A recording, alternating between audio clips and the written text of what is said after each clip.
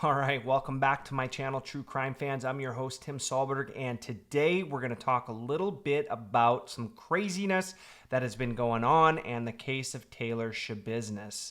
Now, there's a lot of stuff in this case. I will say there's a lot of gruesome details, so trigger warning to you folks that don't like gruesome details. This is probably not the video for you. I also kind of want to talk about the crazy factor or the insanity plea of this case. Now, a couple of things we know that has happened. One, it took less than an hour for the jury to come back and convict Taylor Schabusiness on all three charges, okay? Also, the jury has come back and said that she was fit to stand trial and at the time of the murder, she was fit and in her right mind. Now, for me, I have a lot of questions about this. Let me just start with the details. Then I'll go into some of the questions that I have, and I want to get your opinion on if you think that she's insane or not insane. All right, here are some of the details from the case that we want to highlight and talk about. So the first thing is how Chad was found, okay? So his mother hears the storm door close early in the morning or middle of the night, however you want to look at it, in the wee AM hours, and decides to go inspect and see if Shad is home. She goes downstairs, she doesn't find Shad, and she notices a bucket with a towel on top with some dried blood. She lifts that towel up and she finds a decapitated head. Absolutely crazy, right? So what does she do? She calls the police. Now you can go and hear the trial. You'll hear the 911 call.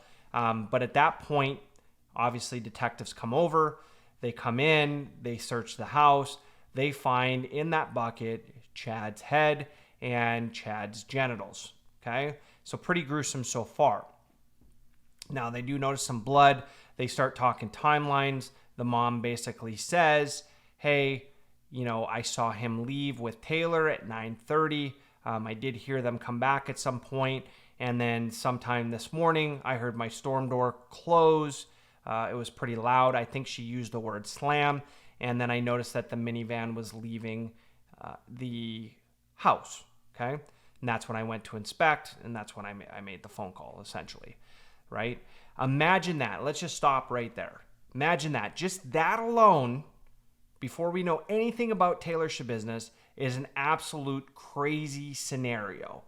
As a parent walking downstairs and discovering that, I couldn't even imagine. You're going to be scarred for life knowing that that was your child. Okay? So detectives decide to go over to Taylor's apartment, which was kind of more like a townhome, we'll say. And while they're walking up, they notice the van and they notice some, what you could say is bloody footprints.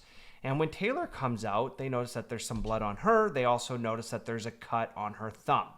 Okay. A lot of questions are asked. I highly suggest looking at the body cam footage. I'm not going to go over all of that. But you can see how she was arrested and some of the things that she says, okay? So you fast forward a little bit and then you see her in the interrogation room.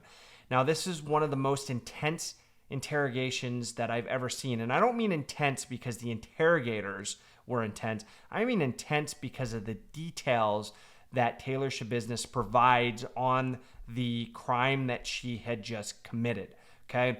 Now, when you watch this, I think it's about 48 minutes long. You really get into detail on how she did it. We're going to hit some high-level details, but I kind of want to ask you a question right now on, based off of this alone, do you think she's insane?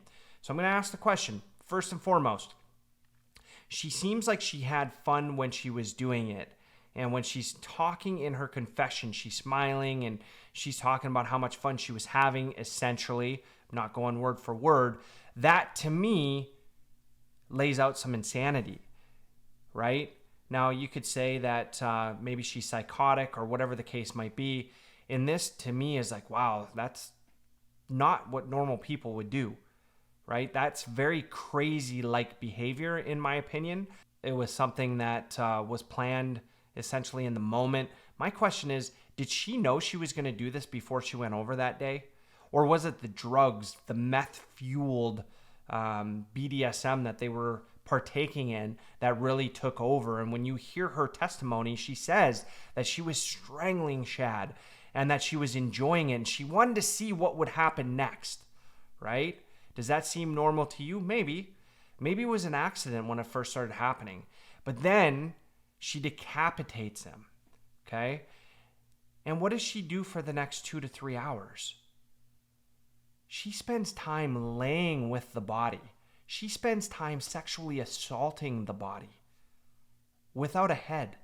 Does that sound like somebody that is sane to you? Or do you think that she was planning this all along after she murdered Shad to try to go for that insanity plea? Do you think she did some research on that? Now, we did see that while she was in court, she had some outbursts, right? She went after her own lawyer.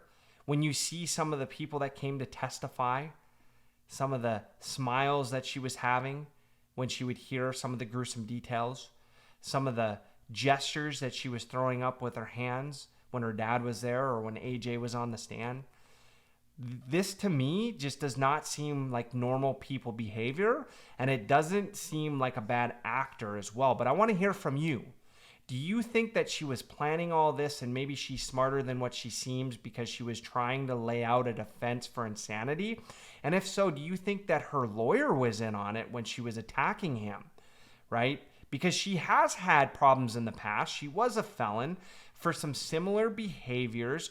When I say that, acting out towards law enforcement and authorities. Nothing crazy like stabbing or killing, but she did seem like she was, having troubles with authority and having normal people behaviors. What do you think would lead a person who loves their significant other to let BDSM to get out of control, to strangle them to death, then decapitate them, and then dismember their body, bring the legs home in a van, and say that they were too lazy to get rid of the legs?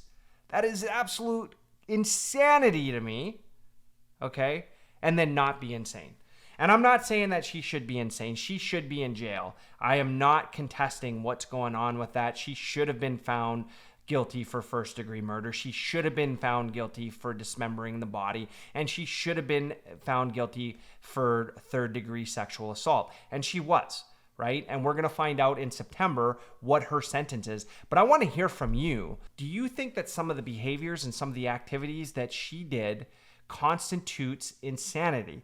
Do you think that when she appeals this, that she is going to be able to lay down an insanity plea? So I want to hear from you. What do you think happened that night?